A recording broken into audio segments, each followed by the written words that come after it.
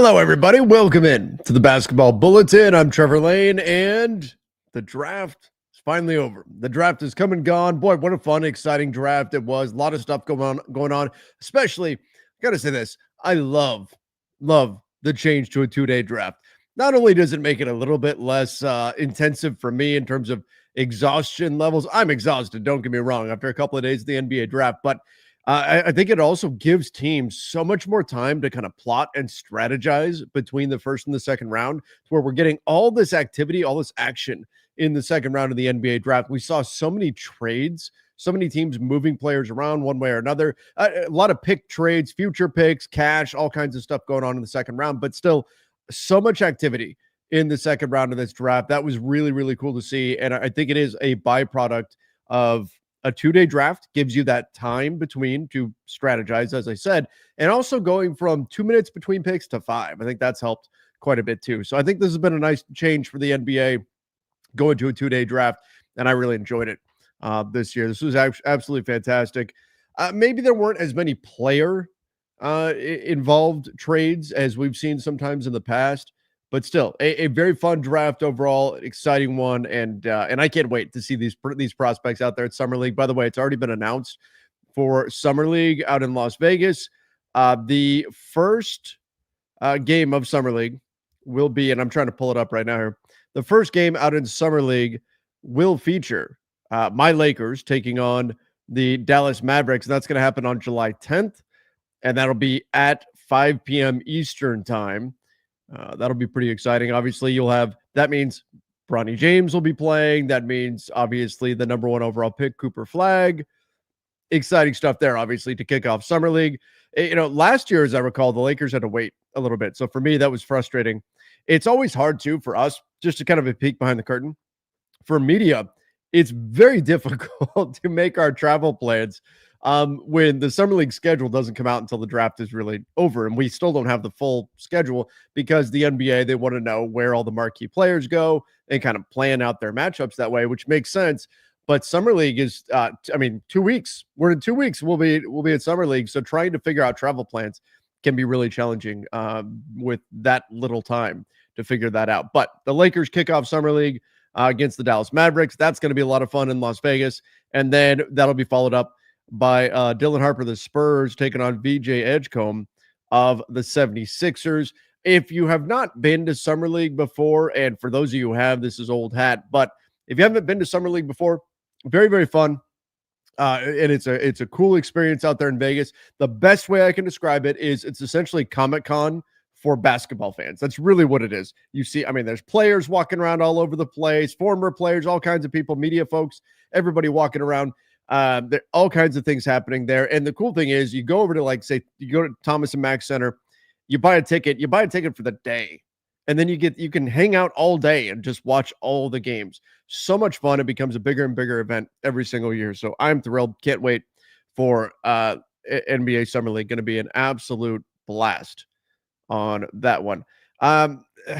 We've got now that this has been done, that the draft has been finished. Now we head to free agency.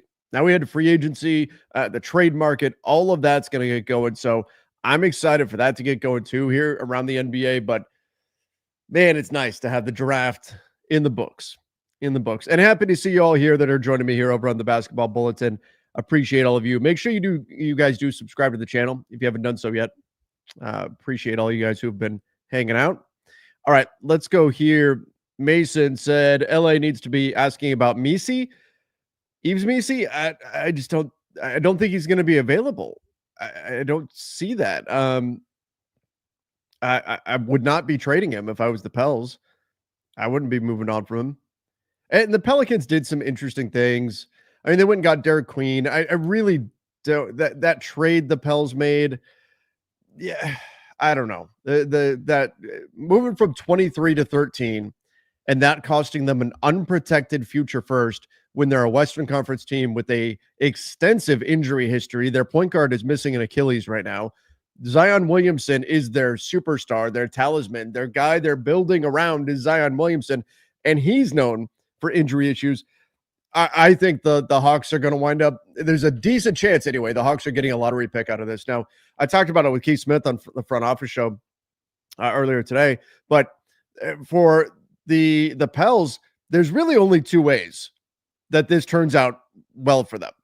And number one is they are good or the Bucks are good. Because remember, the Hawks in that deal to jump the Pelicans from 23 to 13 to get Derek Queen, the Hawks are going to get the unprotected 2026 pick that is the better of Milwaukee or New Orleans. So if either Milwaukee or New Orleans struggle, that could be the number one overall pick, and the Hawks would get it. So for the Pelicans, the only way this is good, and there's two ways, it's if both the Pels and the Bucks have solid seasons and that pick winds up in the 20s. If that's the case, then giving up a 23 pick this year and a pick in the 20s next year to move to 13, totally fine in terms of value. Or Derek Queen turns out to be that guy. If Derek Queen turns out to be that guy, cool, whatever, right? It doesn't matter. Then you're fine if you're the Pelicans. You know, that said, that's it. That's the only way this turns out solid value. Whereas the downside is, let's say the Pelicans get hurt again. Another injury-plagued season. You're giving a lottery pick to the Hawks. That's what we're talking about. A lottery pick. Maybe it's the top pick if they have another injury-plagued season. Or what if the Bucks have an injury-plagued season? We've seen what's happened around the NBA this year. God forbid. What if opening night something happens to Giannis? Then what? Damian Lillard's already gone. He's also missing an Achilles. Not really missing, but you know what I mean. Then what? All it takes is one of those two teams, and the Hawks get a great asset. An asset that's way more valuable than 13 this year. It could happen. Could happen. And there's a decent chance of it happening. So it's a risk. Tells me New Orleans must really love Derek Queen. Or Joe Dumars really is making some mistakes, but we'll see what happens. Hopefully it works out. You never know. It might. It could work out. I'm just saying it's a gamble. It's a gamble where the floor is devastating for the Pels when we look at that trade. But again, I don't see them moving on from Misi.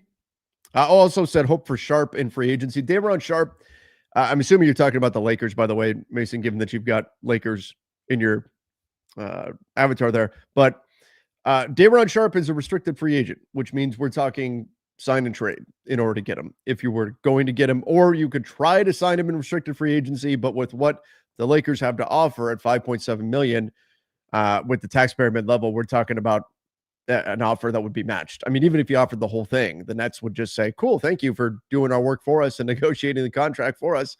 We will match it. They wouldn't even blink at that much money. Now, if you wanted to come along with a full mid-level offer or something, okay, maybe the Nets would blink at that point. But a taxpayer mid-level, 5.7? No, they're not going to blink at that. So getting Day'Ron Sharp, who, by the way, shares an agent with Austin Reeves, so there's some connection there.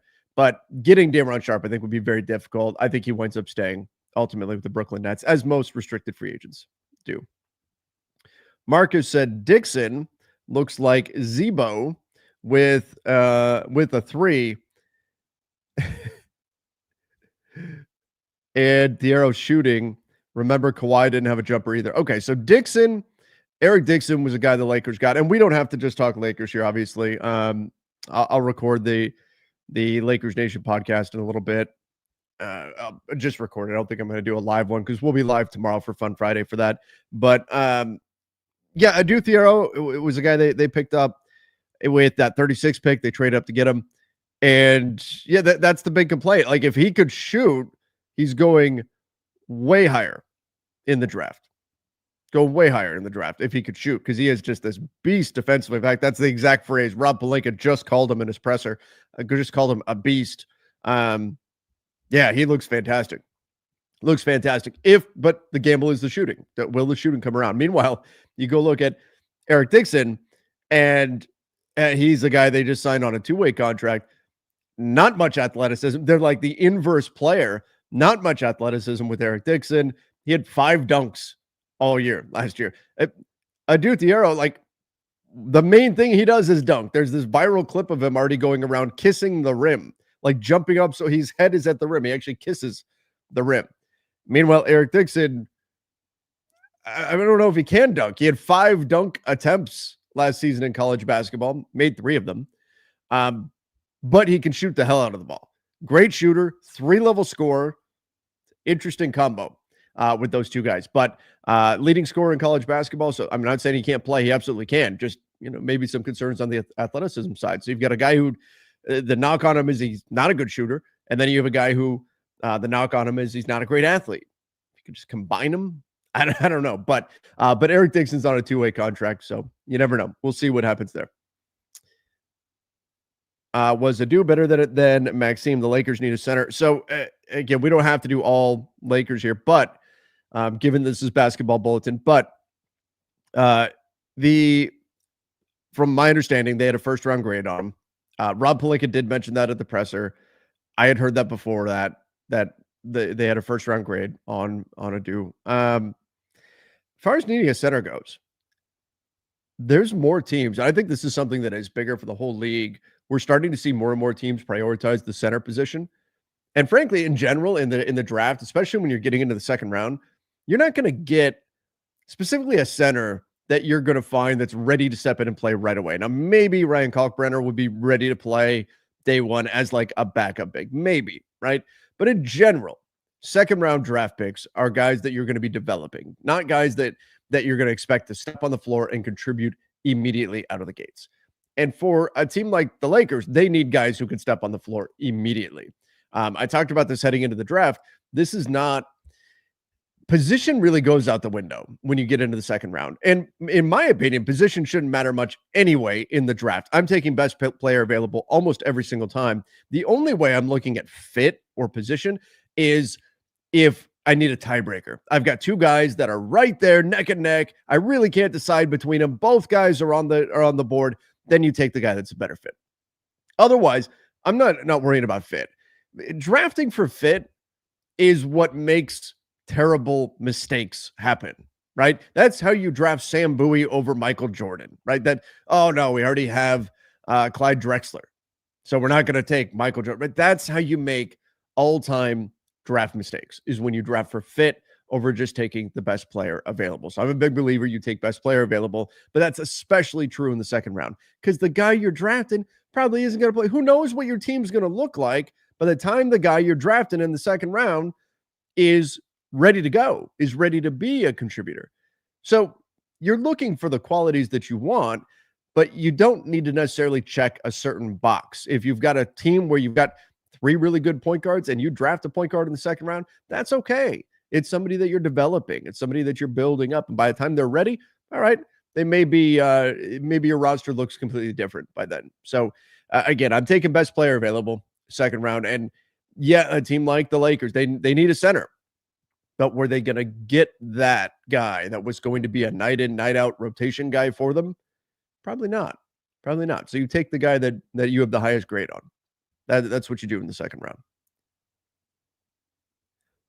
All right, let's go here.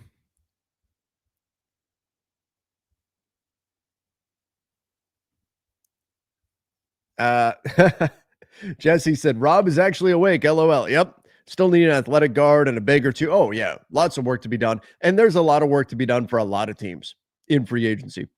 Walker Kessler, Capella as a backup, guard like Monk, who can play with Luka in the starting unit. So actually, let's talk about that. Let's talk about Malik Monk and the Sacramento Kings a little bit.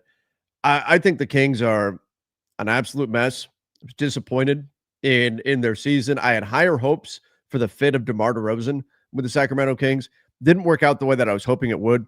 Their De'Aaron Fox trade, I think, was short-sighted. Going after Zach LaVine, they've just wanted to make sure they got guys that could keep them afloat. They're so determined to not rebuild. And I get why. They've got their long history of missing the playoffs, and that's awful, and it's frustrating, and you don't want to go trigger a rebuild right now. I get that. But if you're going to try to win in the West, where we may legitimately have 15 teams trying to make the playoffs in the Western Conference, your team has to fit together better than this. They have so much work cut out for them. And now they're being connected to, like, Dennis Schroeder. Fine. Okay, I get that. The full mid-level on Dennis Schroeder, I don't know, but he makes sense as a fit for them. But now they're being connected to Russell Westbrook as a potential fit for them. They're being connected to Tyus Jones. That doesn't change the dynamic of your team. You've got a bunch of guys who are pretty good offensively and terrible on defense. And frankly, I think they've done a pretty good job. Doug Christie has done a pretty good job. Mike Brown before him done a pretty good job getting a team to play defense that's better than the sum of its parts. They've been a better defensive team than just their roster would suggest. But nonetheless, something's got to give here. Something's got to give in Sacramento. And to me, when I look at the market and when I look at this team, everything is screaming they should break this up and sell, take advantage of a market where buyers are very motivated in both conferences right now, sell into that demand, and then move forward with a bunch of draft capital and really get this thing going. You can hang on to Keegan Murray if you want. You can hang on to Keon Ellis. Please don't trade Keon Ellis if you're Sacramento, unless you're going to trade him to my Lakers. But please don't trade him. Mike Brown might still have a job if he'd played him a little bit more earlier. But I look at Sacramento and just think this roster is screaming for a significant shakeup right now. Significant. And the whole, okay, we're not going to extend Zach LaVine thing. Okay, so now he could be a free agent next summer and he could leave you for nothing. That's what we're talking about now with Sacramento. Right? That's the word out of Sacramento. Well, they're not going to extend Zach LaVine. I think he picks up his player option. I think it would make sense. You got what, $48 million on that player option? That's a lot. But still almost $49 million. But I think if you are Sacramento Kings, do the extension as long as it's reasonable. Come to terms with them. And then you could do something with his contract. Because you know what can happen? He could decide. Maybe he has a team out there that says, you know what? The dude shot 45% from three last season. What if he does it again next season? And some team says, all right, Zach, we're going to give you a 3-year, $100 million deal. And there's a bunch of teams out there that have a lot of money in free agency. I don't think anybody's paying him $50 million again. I don't think he's getting that max level money again because the NBA is not the same as the NBA was back when Zach first signed that deal. We're now seeing, look at Kyrie, didn't quite get a max. We're now seeing a much more elite class of player is required in order to get a max contract. But what if some team comes along and offers Zach LaVine long-term security? What if they do that? It's going to be a lot of teams that'll have money to spend next summer. And so if you are the Sacramento Kings and you're not going to do an extension with Zach LaVine, you better figure out a trade for him. You better figure that out. And I don't know how much value he's got on the contract currently. If you were to replace that with a reasonable deal, maybe you'd have some trade value at that point, though. Otherwise, what's going to happen? He's got $50 million sitting there. Somebody comes along, gives him a 3-year, $100 million offer, and maybe he takes that long-term security. And then you lose him for nothing. And then where are you at? At least if you're not sure what you want to do with Zach LaVine, try to extend him on a reasonable number. Don't just shut down the idea of an extension. To me, that's crazy. And to the Malik Monk of it all, yeah, I think the Sacramento Kings need to move Malik Monk. I think, frankly, it's almost like Ricardo Rincon in Moneyball, right? He's a luxury they can't afford. He is maybe the best six-man scorer in the NBA. Malik Monk might legitimately be the best six-man scorer in the NBA. So if you do that, if you've got that on this team that already has plenty of scoring and lacks defense, you don't need that. You don't need that. Some other team does, though. So moving Malik Monk, that would make a lot of sense. I don't think he makes sense as a target for the Lakers specifically, but move on from Malik Monk, break up the trio of LaVine, Sabonis, and DeRozan. See if anybody will take DeMar DeRozan. See if you can maybe use Malik Monk in a sign and trade with Jonathan Kuminga. Jonathan Kuminga doesn't even necessarily fit this, but again, you've got to acquire talent and you've got to figure out a way to start making the pieces fit. And the more I look at Sacramento, the more I think they just need to burn it down. Go Seth Rollins style. Sell into the demand. Somebody's got to do it. Somebody's going to do it. Somebody's going to look around the market and say, wow, look at the demand that's out there. Look at what we can get. Des Bain got 4 first-round picks. Somebody's going to be a seller. Boston did it so far. All right. Doug, not Dave McMenamin. Welcome in, Doug. Up late, Trevor. Yeah. Come on. The draft 2-day period here. Yeah, I'm still going to record the Lakers Nation pod after this, too. No 5th pick. Yay, that's right. That's right. For your Pistons. Pistons getting Lanier is a great find for us. Absolutely. Detroit, smart for keeping options open. What do you think? Yeah, you know what? Look, the Pistons, I don't want to comment too much on their draft because, look, I'm not a draft expert. I'm going to follow along and everything, and I'm going to research the players and all that best I can, but I'm not a draft expert. But looking at what the Pistons have done with their roster, I like what they're putting together here. And I'm really excited to see what happens when Jaden Ivey comes back. And we'll see if they get an extension done with him this summer. But Jaden Ivey comes back. That is a lot of athleticism you're injecting into your backcourt. There's already rumblings that Malik Beasley and the Pistons want to stay together. They want to negotiate something. Will be interesting to see what that looks like. He shot the hell out of the ball, had his playoff struggles, of course, but shot extremely well over the course of the season. I do look at Malik Beasley, Dennis Schroeder, and Tim Hardaway Jr. Look at these 3 players, and I think the priority order probably should be right. That should be the order of priority. Beasley should be the number 1 priority, then Dennis Schroeder, and then Tim Hardaway Jr. And I like Tim Hardaway Jr., but if you have to sacrifice somebody here, if you're the Detroit Pistons, if you can't bring all 3 of them back, maybe they can. We'll see. We'll see how that all works out right now.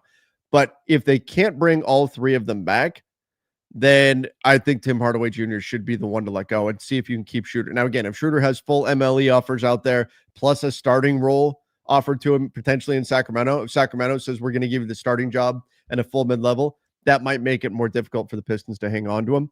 But I do think, as I was just talking about teams selling into the demand in the market, I do think that the Detroit Pistons need to be a buyer. You look at what's already happened in the Eastern Conference. You look at the teams that have looked around and said, you know what? We have a shot here. Orlando already made their move, right? Atlanta is making moves. Atlanta went and got Kristaps Porzingis. I think Atlanta is going to be a better team next year. The Orlando Magic go and get Desmond Bane. The Bucks, Giannis report. I mean, we've heard a couple of times now in the last couple of days that Giannis is keeping a close eye on what the Bucks do in free agency, keeping a close eye on what they do in the draft and the trade market. The Bucks are going to try to do things to win right now as well. The Indiana Pacers are, it's awful what happened with Halliburton, one of the most gut-wrenching moments that we've seen, but they're not necessarily going away. The East, though, is wide open. It's wide open. And so when I look at teams like Miami, like Atlanta, like Orlando, like Detroit, those teams specifically, go for it, man. Go for it. Go for it. Now's the time. The East is wide open. Why not? You need to look at what Indiana did, and it was a magical run, and you can't count on that kind of magic to happen at any point. At any point. You can't just assume that's going to happen. But you look at what Indiana did as the 4 seed. My God, we went through the entire season thinking it was inevitable, Thanos style, that Cavs, Celtics, Eastern Conference Finals was happening, and neither one of them got there. This is the new NBA, baby. This is the new NBA. Parity rules and anything is possible. So if you're the Pistons, make your move. Make your move. Buy. Be a buyer. You came in the 6th seed. That's a lot of fun. Now it's time to take that next step. Look, we just saw it. You want to stay with Detroit? We just saw it with the Lions. It's so much fun when you're the upstart team that nobody expects, but that next season, when the expectations are high, that's not so much fun. Not quite as much. When you're the team, oh my God, look how good this team is. Everybody's singing your praises because no one expected you to do it. After that, though, they expected to do it again. That's going to be the expectation for the Pistons. Are you going to take another step forward? I think they need to make concrete moves to take that next step forward. And that means being a buyer out there on the market and going and seeing what they can do. Because again, they were everyone's darling this year. Next year, the expectation is going to be that this is where they're at. That's always the difficult season, is the one after the big jump up. So I hope that Detroit continues on their trajectory. Love watching that team. They're so much fun. So much fun. And we've already seen Orlando and Atlanta buy the Miami Heat. You know, they're going to be in the thick of everything. They're in the rumors for Jonathan Kuminga right now. I want to see Detroit do something significant and say, hey, Knicks, Cavs, maybe Pacers, we're knocking on that door too. We're right here with you. Cade Cunningham is awesome. Cade Cunningham should be talked about in the same breath as Anthony Edwards, in my opinion. He doesn't get enough credit.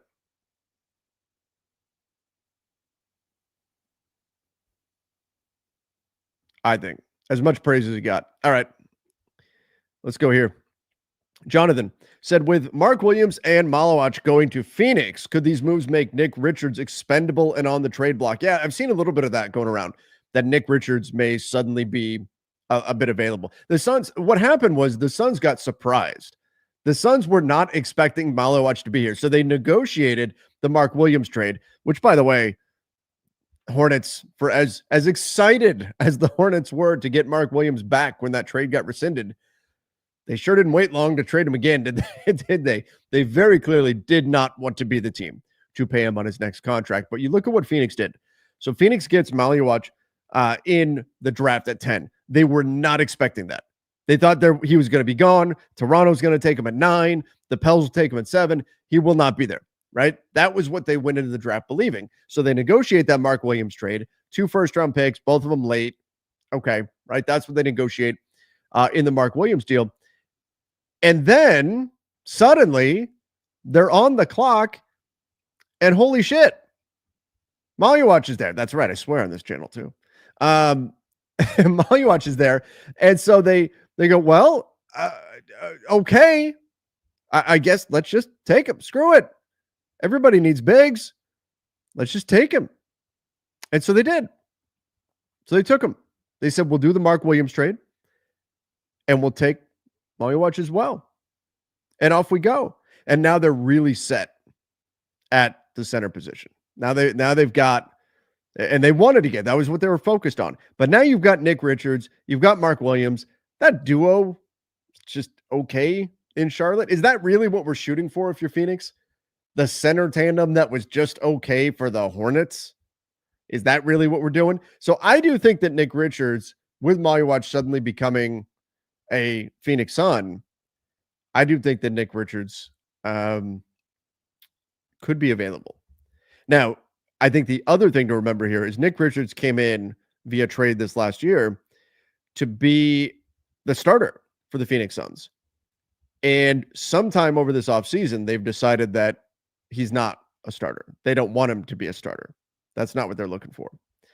So with that being the case, they could look to either bring him off the bench and say, okay, now we've got a bench pick. And remember, they have Oso Ighodaro as well.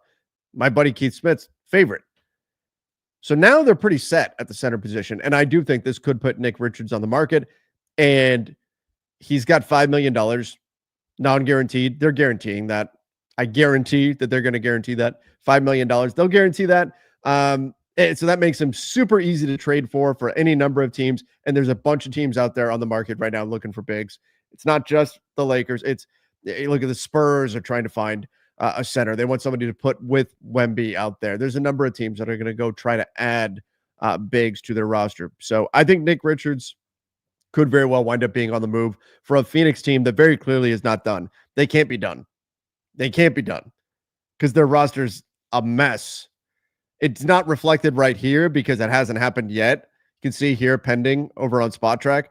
But Jalen Green, Dylan Brooks, they're getting Mark Williams. Great. They actually have some centers on their roster. They don't have any point guards. They don't have any point guards. Everybody on their team is a shooting guard and a small forward. They need some power forwards as well. Now, they did pick up a pretty good one. They picked up Rasheer Fleming. Did a really nice job, I thought, moving up in the draft and getting all the way to 31, just maneuver, and then finally they got there. So they did well with that, but Phoenix has a lot of work to do. I think this roster is going to look very, very different by opening night because it has to. All right, let's go here. JJ said, what does Austin Reeves' market look like next off season?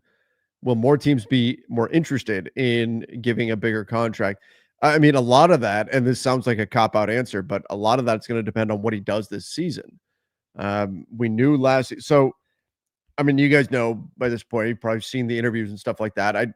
Um, Austin, I have been able to chat a number of times with Austin Reeves, and all I was hearing last year going into the season was, "Oh my god, like Austin's really good, really good. He's killing people." Like that was last summer when the Lakers players were getting together. When the Lakers players were getting together to do like their not training camp, but like before training camp, their workouts and stuff like that. Just the players, right? Because you can't start your season officially. So the players are getting together, they're doing all these scrimmaging and things like that.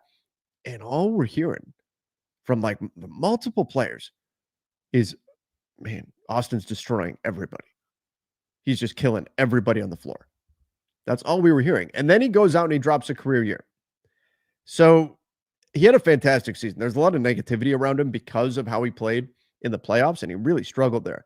But he really had a wonderful season. If he goes and he does that again, if he takes another, because he took a step forward. If you looked at his game, he changed the way he was getting to the basket. He suddenly was much more decisive with his attacks to the rim. He would slither to the basket and more explosive getting there as well. He's never going to be like an explosive player, but he was more explosive getting to the basket, was much craftier with all of that, and just very decisive, recognizing in an instant, boom, there's my lane. He's gone. He's at the rim.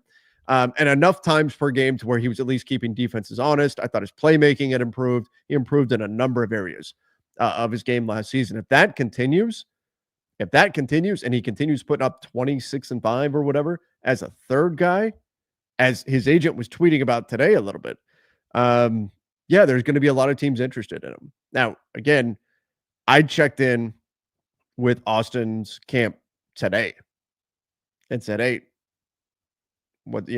I spoke to Austin a week ago, did an interview with him, and used the phrase Laker for life. And he was pretty clear. Yeah, he doesn't want to go. He loves LA, all that. I was told today that hasn't changed. That has not changed. Him not picking up his option doesn't mean that's changed. He doesn't want to go anywhere else. He wants to be a Laker, but he needs to get paid. And that's a decision. He needs to get paid part is not from Austin's camp. That's me. That's obvious by the decision to not sign that extension. I think he will be in high demand in free agency. There will be teams that will try to persuade him to leave the Lakers. I think right now, a year away from this, if the money's all even, he'll stay with the Lakers. But that's something that they've got to figure out. And we'll see where that goes. I do think that there will be teams interested in him. I think there will be teams lining up free agency money. There were teams eyeing Luka for free agency in 2026. And until Luka signs an extension with the Lakers, they still will be. But teams are going to eye free agency a little bit. There's not a lot out there in free agency this year, but there will be more money, some more players available next year. And Austin will be, if he has another season like this one, he'll be one of the top targets for teams out there. What are your thoughts on Ace Bailey and the Jazz, with him only wanting to entertain certain teams as well as the weird non-rebuild the Suns are doing? You know, it is a little weird with what I just talked a little bit about the Suns, but I get why they don't want to tear it down because they've got Devin Booker. And so they don't want to tear the whole thing down. They can't move Bradley Beal. They will try to. John Gambadoro sounds very, very confident that Bradley Beal will not be back on the team next season. They will either buy him out, which I just can't see. I mean, you're going to have $22 million in dead money sitting on your books for 3 years. If you buy him out and waive him, if you use a stretch and waive provision, I just can't see that. Yeah, that's brutal. And then on top of that, and that's if you play him, you have him for another season here, and then you waive and stretch him. On top of that, I know you've got Book and you want to build around him, and you want to have a team that can win right now and all that. And you don't want to admit you were wrong too much here. Pride, I think, is a factor as well. But building out this roster, I'll withhold judgment until we see what this roster looks like on opening night, because I think it is going to look very, very different than how it does right now. But the Suns team is kind of a mess. And I think we are one step away from, okay, maybe we have to seriously consider Devin Booker trades. And at some point, Devin Booker is going to look around and he's going to say, you know what, as much as I love Phoenix, much as I love the desert, we're not going to be able to win. We're not going to be able to win. And again, we'll see. We'll see what moves they make. Maybe Cody Martin moves. Maybe it's Grayson Allen. But personally, I think at some point they're going to have to seriously look at Devin Booker trades. I think you can get a ton for him and then do what you can from there. That's where I think the Suns are going to have to do eventually, unless they can figure out a way to piece all this together. Maybe they've got enough of the big position. I still think, obviously, they need to get another point guard, but there's pieces here for something, but it kind of reminds me of Sacramento in a way, where the pieces they have do not fit. Do not fit. And the Suns and everybody else in the world are posturing right now. Everybody posturing. Right? Oh, no, we definitely think Jalen Green's going to be just fine. He's totally going to fit with Devin Booker. We love the fit. It's going to be wonderful. Yeah, that's why the Suns, like a week ago, were checking around the league, trying to see what they could get for Jalen Green in a trade. Because they know that it's a messy fit with Devin Booker. And that trade may wind up getting expanded. That Kevin Durant trade could expand. And it could become a 3-team trade or something like that. 4-team trade, whatever. And Jalen Green may go somewhere else. I doubt it, but it could happen. But Bradley Beal, Jalen Green, Devin Booker, that's not an ideal place to be building your team around. That's not. We talk about overlapping skill sets, talk about skill sets that don't complement each other. That's not a good spot to be in. And in today's NBA, that stuff's mattering more than ever before. It's mattering more than ever before. The margins matter more now than it ever has. They ever have. Because of parity, because everything's so close. So it's not just the talent on this roster, it's the way the pieces fit in that they don't fit. We'll see. A lot of work to do in Phoenix. Not an easy spot for new head coach Jordan Ott. Not an easy spot for him at all. As far as Ace Bailey and the Jazz, man, I mean, we've seen this in the past. This has been done. Right? People have done stuff like this. Danny Manning back in the day. Steve Francis not wanting to go to Canada, to Vancouver. We've seen this happen. Players not wanting to go to specific teams. Apparently told some team, we're not even sure which team, but told a team that he would not report if they drafted him. And now this kind of weirdness with the Jazz, where like they're going to do a press conference a few days later with him. He seems surprised. He clearly wanted to seems to be anyway, wanted to get to Washington, maybe wanted to get to New Orleans.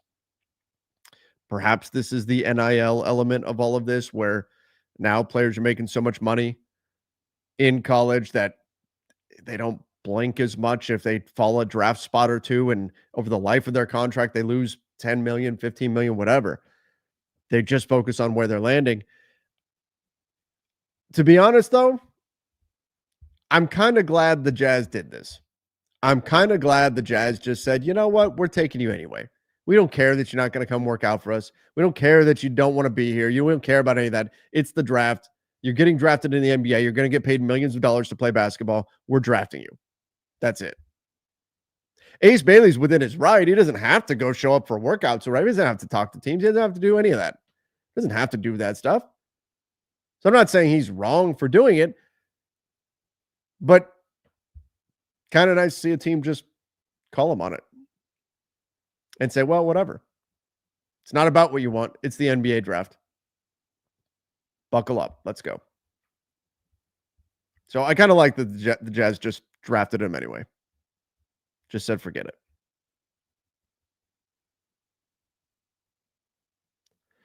Let's see what else we've got here.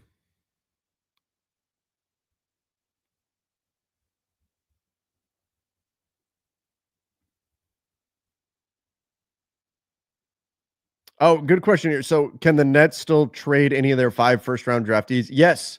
Yeah. All of them can. All of them can. All these players could be traded that have been drafted until they sign their contract. once they sign, I don't know why I'm forgetting it. It's either 30 days or 60 days that they can't be traded for once they sign their contract. And most guys want to sign their rookie contract before summer league starts, but um, in theory, any of these guys could still be traded right now. Teams could make a trade right now. The Cooper Flag could get traded for Ace Bailey right now, right? As soon as they actually sign their contract, though, then they're prohibited from being traded for a period of time. But yes, right now they're not signed yet. You're trading the rights to that player. That could happen.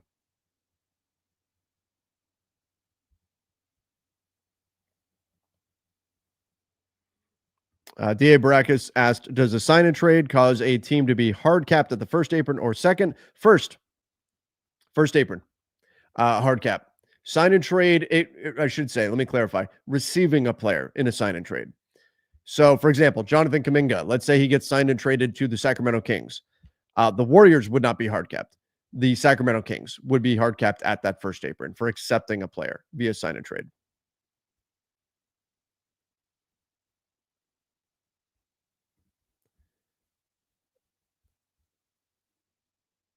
Let's go here.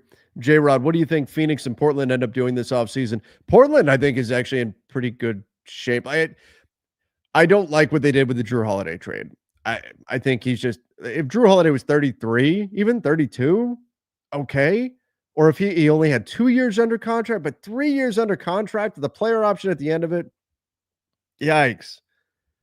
They're just not ready for that. Like, if Portland was the 5 seed last season and they were like pushing to get up in that upper echelon or something, yeah, go get Drew Holiday, right? But that's not what they are. That's not what they are. It felt like that was trading for a Drew Holiday type player felt like it's a year, 2 years, 3 years too early for where this team is in their process. So I didn't like that, but otherwise, Portland's got, they found, my God, they lucked into Tamani Kamara. Maybe it was skill, maybe they identified him, but he was like a throw-in the DeAndre Ayton trade, and now he's the best player in the trade, and he's on a phenomenal contract. Scoot's starting to do some things. Shaden Sharp, you've got Klingon. All right, there's some pieces here.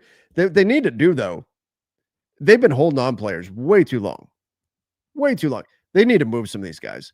And some of that's going to require them to lower their asking price. They had an absurd asking price for Jeremy Grant last year. So that's not going to fly. You can't be asking for first round. They asked for multiple firsts for Jeremy Grant. That's not going to work. Not on that contract. But they already moved Anthony Simons. Great. They needed to do that. Getting Drew Holiday, I didn't love that, but they needed to move on from him. Now you need to move on from Robert Williams, get what you can from him while a bunch of teams are looking for centers. Unfortunately, he's been so injured. I don't know that you get a lot for him. Matisse Thybulle just picked up his option as expected, $11.5 million. They'll be interested in him. I don't think the Blazers have to move him. He's 28. And yes, he's got an injury history, kind of like Robert Williams, but the Blazers center depth is already so great that I just don't think you need Rob Williams. Give the minutes to Klingon and go from there. And Jeremy Grant, if you can move him, move him. If you can move him, move on from him. If you can get something for him. And reporting today, it's been a busy day, so I don't recall for sure. I believe it was Jake Fisher said they would love to move DeAndre Ayton if they could, but they can't. They can't find a taker. And that's it's DeAndre Ayton, low motor guy, takes way too many mid-range jumpers, hit him at a 39% clip last year. Man, there's something there. If you were to refine a little bit of DeAndre Ayton's game and get him to play hard every single night, there's something there. There's something there. But the problem is you have to get him to refine his game, and he's making $36 million. And getting to enough salary and trade to get to $36 million makes it very problematic. And that's why they can't find a taker for him right now. So Ayton, though, at least he expires. Don't extend him unless you're getting him on a team-friendly deal. Don't extend him. You've got pieces here that I think are going to be good moving forward in Portland. And there you go. I think Portland's not, I hated the Drew Holiday thing, but Portland's not in terrible shape. Phoenix has to significantly change some things with their roster and really move some pieces around. Who's more likely to get traded this offseason? Giannis, Jaylen Brown, or Bam? I would say none of them are likely. I would have Bam as the least likely. Maybe Jaylen Brown is the second, because Giannis, we at least know there's a decision coming. Giannis, we know he right now is watching what the Bucks are up to, and he's going to make a decision sometime in July, maybe towards the end of July, which won't be easy to trade him if he does want out. But Giannis, we at least know there's a decision coming where he is going to look at the Bucks roster, he's going to look at the rest of the East, and he's going to make a decision on whether or not he thinks he can contend for a championship with the Bucks, and that's going to determine things from there. Jaylen Brown, I think the Celtics wanted to get a sense of, what teams would offer, wanted to get a sense of what was out there, but I don't think they necessarily thought that there'd be a lot of I don't think they necessarily thought that they were really going to move him. I think they just wanted to get a sense of what was out there and what they could potentially get. They don't want to get to next summer and Jason Tatum comes back and there's nobody left around him. So I would say Giannis is the most likely of the group. Bam is the least likely. I guess Jaylen Brown's in the middle. Thoughts on the Lakers passing on Maxime Renaud? I'm okay with it. Like, the Lakers have done well enough in the draft in the past. And again, I started off the show talking about this a little bit. I don't think that you have to look at second round picks for fit. I don't think you should. And I already ranted about it, so I won't do it again. But they had I spoke to someone within the Lakers who said they had a first round grade on Thoreau. So I'll trust who they picked there. The athleticism is pretty insane when you're going through the clips of him and things like that. So we'll see. 2-day draft is good, but make them less than 4 hours. Yes, Tom, I agree. That was not when we did the live show during the draft. By the end of that, I am exhausted. I'm exhausted by the end of that. It is a long night, right? Especially in round one, but I like the 2-day draft in general. Okay. I did say we would talk a little bit about free agency here tonight. So let's do that. Let's take a look at free agents that are out there, because now the shift is on. Now the draft is over. Now it's all about trades and free agency. And we're going to see teams look to improve on both fronts.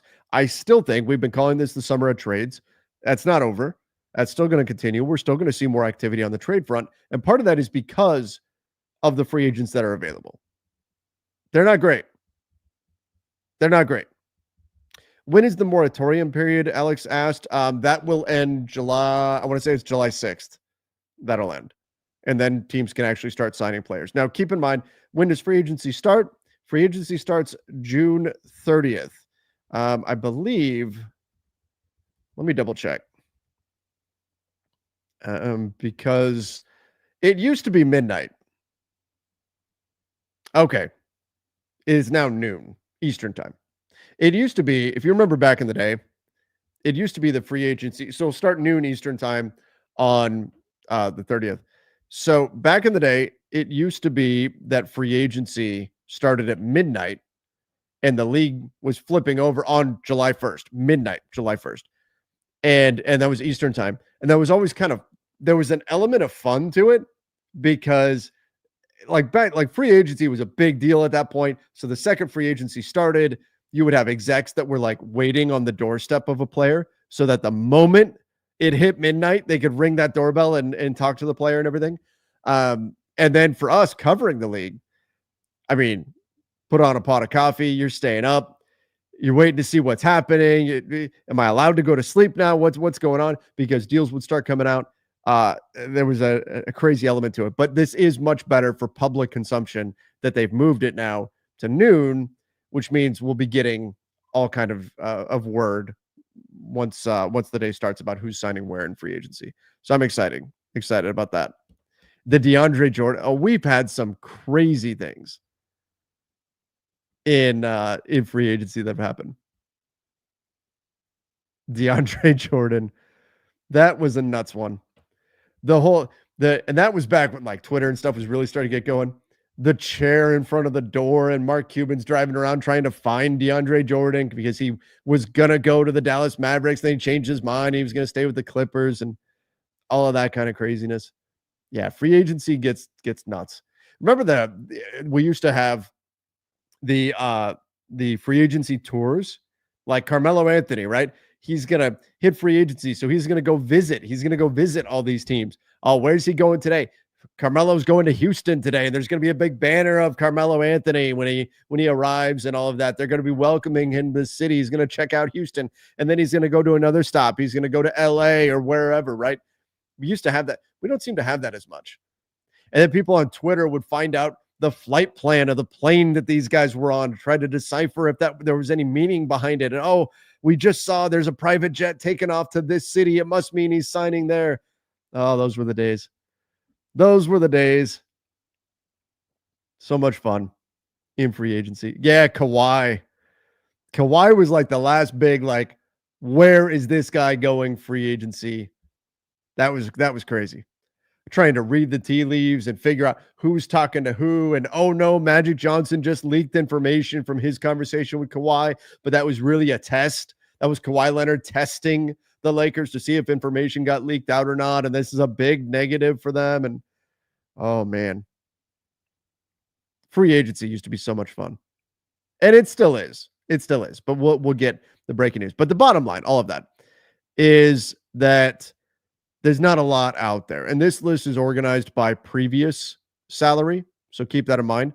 But like Miles Turner, expected to stay with the Pacers. He's probably not going anywhere. James Harden, he's staying with the Clippers. LeBron, he's staying with the Lakers. Everybody knows that, right? Julius Randle, he'll either stay with the Wolves. He's the reason, part of the reason why there's no movement here too, there's no money. The Nets are the only team with cap space, and they're probably going to do like what they did in the Trey Mann deal. They're going to use that money in order to absorb salaries.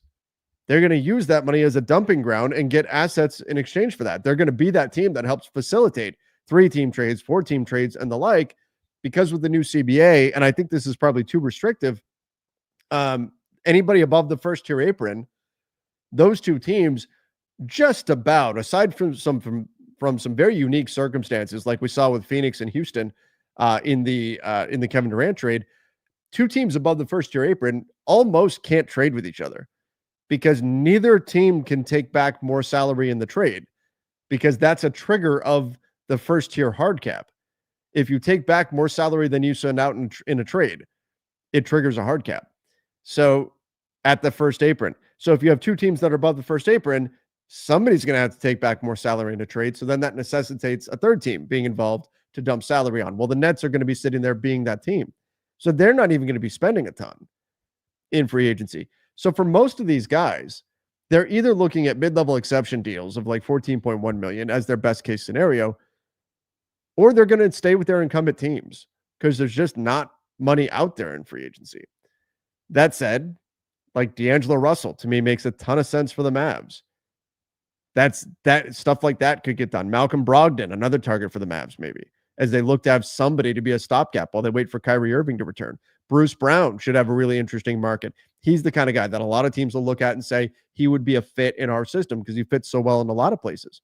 Brook Lopez probably looks at mid-level exception money. We'll see. 37 years old, though, but he'll have an interesting market. But again, nobody's going to go give him $24 million like he's got on his last contract. Clint Capella will have teams interested in him. Will they go mid-level exception? Probably more taxpayer for him. Naz Reid, the Wolves aren't going to let Naz Reid go. You know, some of the more interesting names on here, they're either not going to move, or if they do, they're not the big, massive deals this year. It's a shitty year to be a free agent, to be honest. It just is. It just is. Like, if I'm an NBA free agent this year, there's a real possibility that I'm going to have to take a deal that's short-term and try again next year. There's a real possibility that I'm going to have to do that. Short-term deal, 1-year deal, get me out of this, and next year I'll try again. That's what we're going to see. I do think that there's going to be some bargains had too because of that.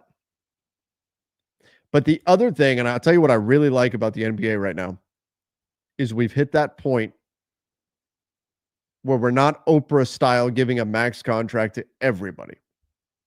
We're not just giving a max contract out there to everybody who's an all-star tier player. Everybody who sniffs an all-star team, who is all-star adjacent, was getting max contracts for a while there. Now, that's not the case. Doesn't happen anymore. Kyrie didn't get maxed. The max contracts aren't handed out the way they were because it's so hard to build your roster now. If your third best guy is a max contract, you're screwed. It's so hard to build out your team if you have, especially if we're talking about like the 35% maxes. It's so hard to build out your team under the new CBA if you have 3 guys that are all on max deals. So I do like that. And I think that's going to lead to more frugal spending in free agency in general. If I'm an NBA player, I don't love that, of course, but teams are going to be much more selective about where they spend, how they spend. They're going to have to be much smarter about things. They're going to have to adjust to things. And if I was an NBA free agent, the other frustrating thing is how many times like owners complain about the CBA. They pushed for this CBA. They pushed for these rules to be in place, right? Oh, God, this new CBA, it's just so difficult to work around. I really want to spend more money. I wish I could, but I just can't. Well, these damn rules, nothing I can do about it. Yeah, like a year and a half ago, they were pushing to get these rules in place to stop them from spending, right? That's what they're doing.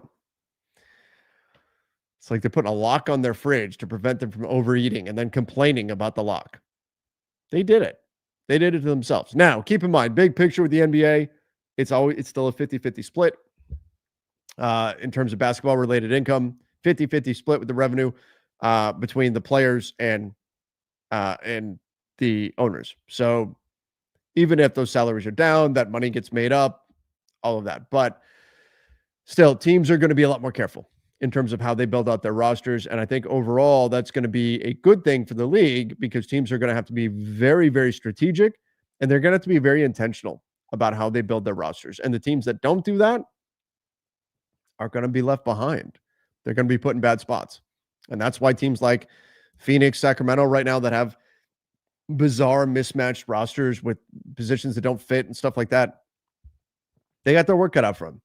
They've got to shift their focus a bit here and see if they can get back on track. All right, let me do a few more of your comments here before I go record the Lakers Nation podcast for tomorrow, which will be a shorter version. Yes, Tom, I said a curse word. I know. Apologies. I would assume at this time of night, children aren't watching.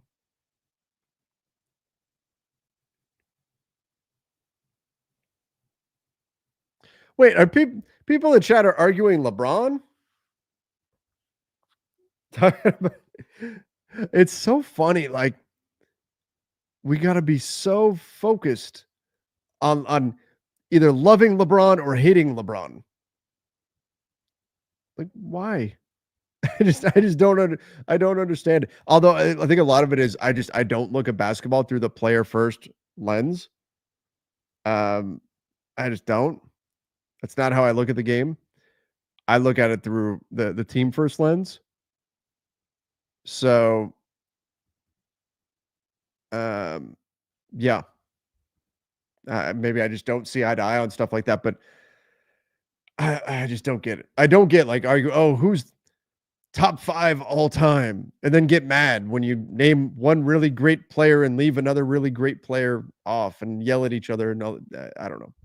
I don't get that.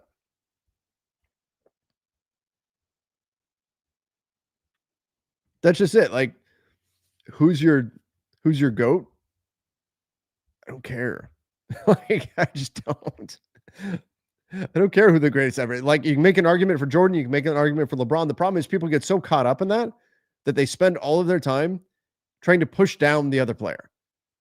LeBron is the greatest ever. I got to spend all my time talking about why Jordan is not the greatest. I've got to do everything I can to push down Jordan rather than just go, this is an amazing player. Let's enjoy an incredible player.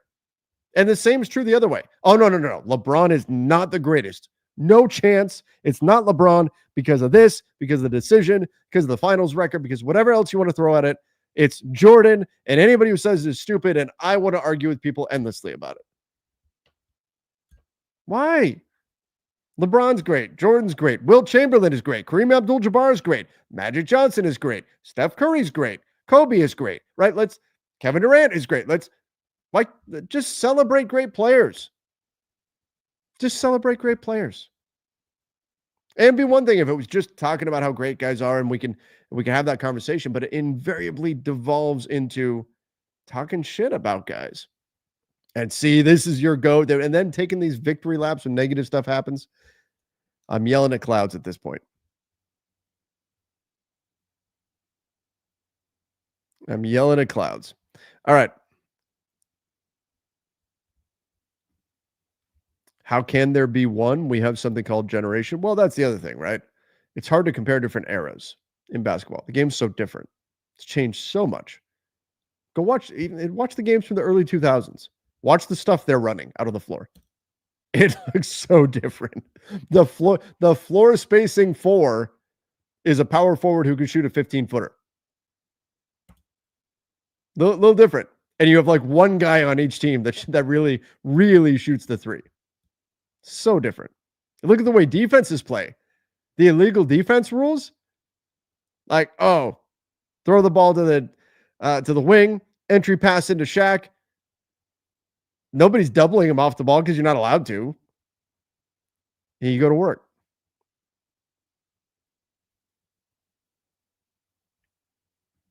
I've been cussing a lot today. Am I okay? Yeah. Oh, yeah. This is a fun time of year. I'm tired. This is a fun time of year. I'm going to have a good time.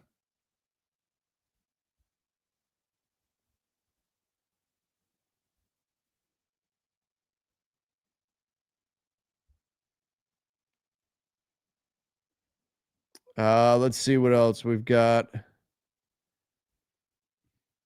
Talk to me about Beal, Bradley Beal. He loves it in Arizona. He loves the desert.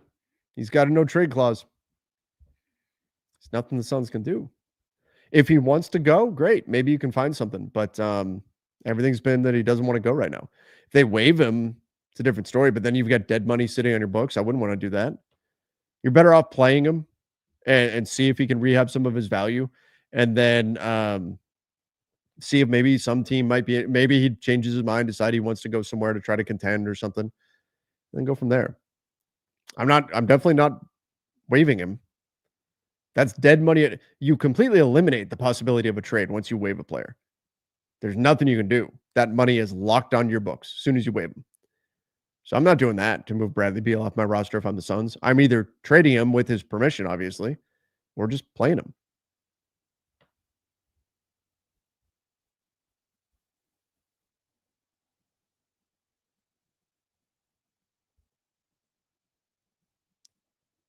Let's see here.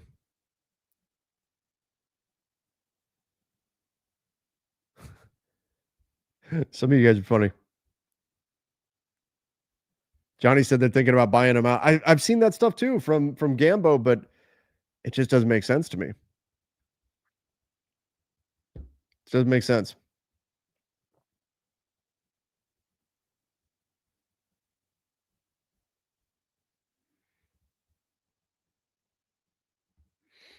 JJ, so why is the NBA promo so much the in-season tournament?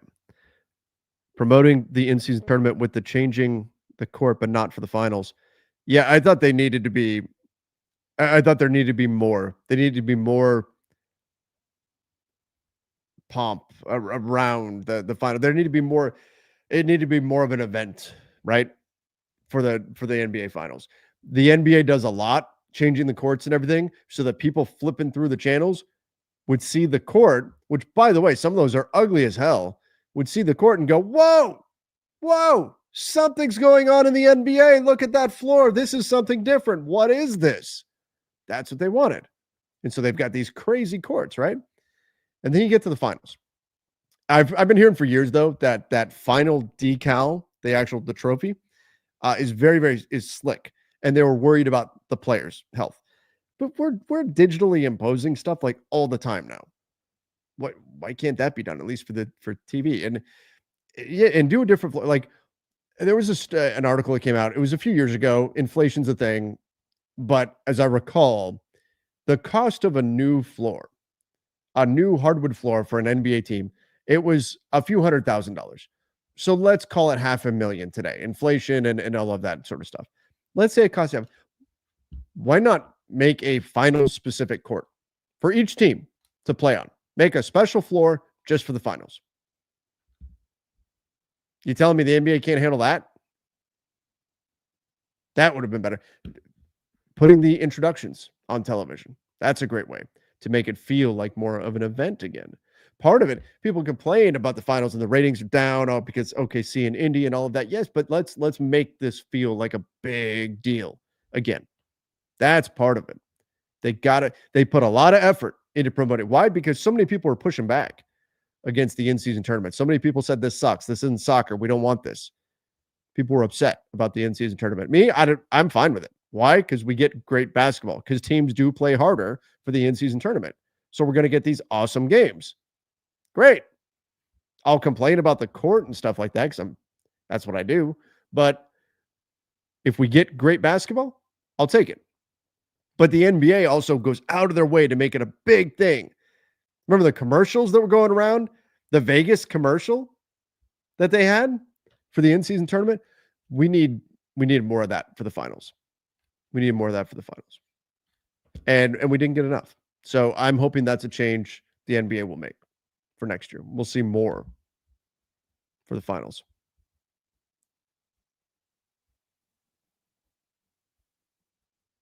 Fans complained about the court colors being too bright, soft generation. Hey, I complained too. And I would have complained when I looked like this too in your avatar there, Mike. I would have complained back then too. I think they've gone overboard. I think there's a middle ground. There's a way you can make it so people know something different is going on without making it actually distract from the game. And for some of the courts with the particularly bright colors or the bright reds and stuff, it took away from the game when I was watching. That was my opinion on it. I think you just put the NBA Cup trophy on center court and the free throw lines and all that in the key rather than change the whole color of the floor. And I think that would be enough.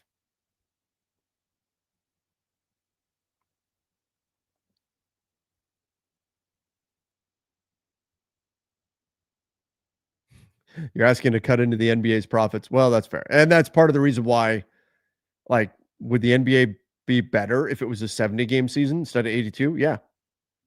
But players and the NBA are going to be willing to do that because that cuts into the amount of money you make. Oh, the LED courts are interesting too. I don't know what the cost is of LED courts, but those are interesting. They used it during the All-Star game that nobody watched. But those courts are cool as well. Those courts are cool as well. By the way, I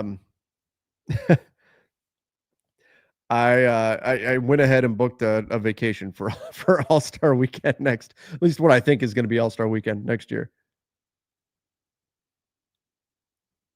I just can't get in on the All-Star game. It just until the players care about it, I'm just not going to care about it. I care about who gets named an All-Star, but that's it. How would I fix the All-Star game? I would honestly at this point I wouldn't. I would fix the All-Star game by doing away with the All-Star game. And it sucks because it's such a part of NBA history and I'm a history guy, but the players don't care about the All-Star game. And I'm not going to sit here and blame the players for not caring about it because it's a long season and they have to watch their peers go and hang out with their friends and family for a week and get a week to actually spend time with your kids and all of that. And I understand why that in and of itself would be frustrating. And then on top of that, for most of those guys, if they tweak their ankle, their whole team's season is over, right? That's what it could be. So are these guys going to go all out for that game? No. That said, if the players cared about the All-Star game again, I'd be back in on it. I don't think they're going to. If you offered a significant enough reward, for the All-Star game. Maybe that would incentivize them. I think going as far as to awarding home court to the conference that wins the All-Star game, I think it's too far. My solution for the All-Star game would be to scrap the All-Star game and put the finals of the NBA Cup on All-Star weekend. That's what I would do. I would just scrap it. Still name All-Stars, just don't have the game. Still do the dunk contest, do the three-point shootout, do the skills stuff, all that. Hell yeah, still have All-Star weekend. But yeah, the game itself, it's an abomination.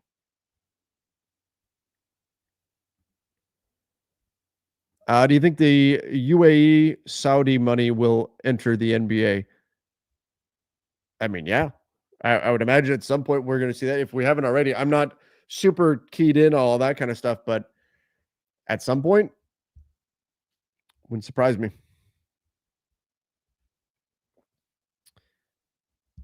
What about Austin as a third max next year? Editor, what's up? What's going on, Maui? So a lot of people throwing out there with Austin Reeves, like, oh, he's going to get a max. I don't think he's going to get like a max deal. I forget his years of service, but like I don't think Austin's getting. And maybe he has some crazy killer year and he puts up 25, 8 and 7 or something, right? If he does that, okay, he's getting a max deal. But I was talking earlier about how the NBA is being much more selective with who gets max contracts now, and like Austin Reeves would be one of those guys where. Is he worth a true max? No, but like 25, 30 million. Emmanuel Quickly is getting 30 million right now. He's worth that, right? If that's what we're talking about. And particularly because the cap is going up so much with the new TV deal coming in and we're going up 10% every year, we have to readjust our thinking because the sticker shock is crazy, right? So we have to look at what the percentage of the cap is. And 25, 30 million is probably about the right number. For Austin. A max, I would not expect. But again, he's got to have, we'll see what he does this next season.